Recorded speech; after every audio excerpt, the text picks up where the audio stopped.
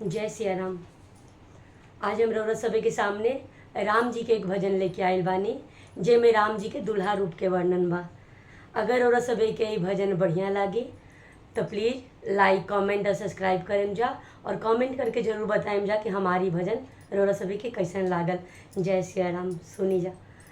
सखी हे पहुना के भर आँख देख ले हुना, सखी हे पहुना के भर आँख देख ले हुना, जैसन पहुना हमार ओइसन कतहु के हुना, जैसन पहुना हमार ओइसन कतहु के हुना।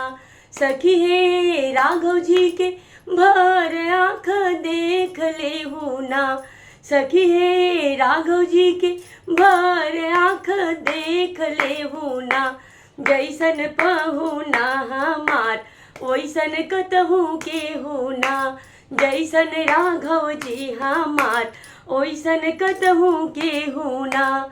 लट घुंघरा ले ऊपर मोरिया सवारे, लट घुंघरा ले ऊपर मोरिया सवारे, कारी कजराड़ी बाड़े नयना तिहारे, कारी कजराड़ी बाड़ी नयना तिहारे।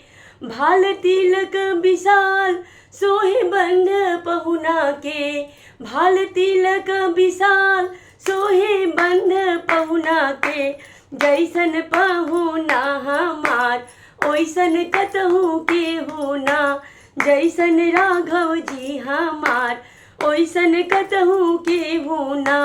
सखी हे राघव जी के भर आँख देख ले हुना, सखी हे पहुना के भर आँख देख ले हुना, जैसन पहुना हमार ओइसन कतहु के हुना, जैसन पहुना हमार ओइसन कतहु के हुना।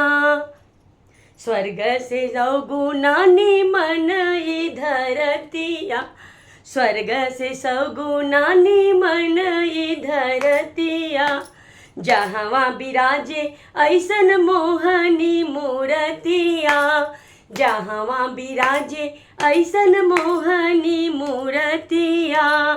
इनका समता में बाड़े रवि शशि के हुना, इनका समता में बाड़े रवि शशि के हुना, जैसन पहुना हमार ओइसन कतहु के हुना, जैसन राघव जी हमार ओइसन कतहु के हुना।